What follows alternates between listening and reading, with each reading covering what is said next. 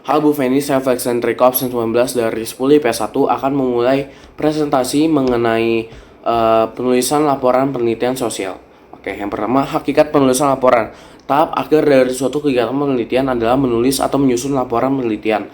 Lalu ada hal-hal atau prinsip yang perlu diperhatikan yaitu adalah penulisan menggunakan bahasa sederhana dengan tata bahasa yang baku, menghindari penggunaan kata-kata yang bermakna sama secara berulang-ulang, menghindari penggunaan bahasa klise yang kurang bermakna dan lain-lain. Lalu ada ciri-ciri penulisan laporan penelitian. Ciri-cirinya adalah objektif, sistematis, jelas, terbuka, dan logis. Lalu ada fungsi penulisan laporan penelitian.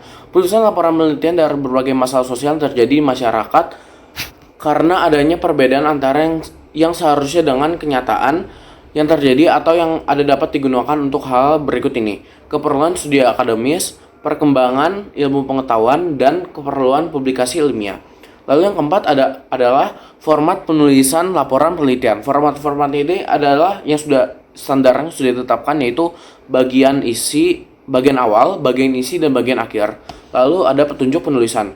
Nah, seorang peneliti dalam menyusun atau menulis laporan penelitian hendaknya tidak merasa terbebani dalam menggunakan kata-kata atau bahasa. Ada beberapa petunjuk yang dapat bermanfaat dalam penulisan laporan penelitian, yaitu adalah penulisan hendaknya dilakukan secara informal. Tulisan hendaknya tidak bersifat penafsiran atau evaluatif kecuali bagian yang mempersoalkan itu.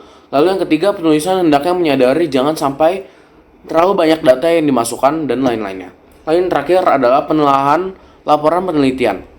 Laporan penelitian yang dibuat peneliti penting untuk ditelaah kembali. Ini dimaksudkan untuk memeriksa kembali isi atau hal-hal yang berkaitan dengan penelitian. Menurut Lincoln dan Kuba, suatu penelitian harus memenuhi beberapa kriteria tertentu, yaitu sebagai berikut.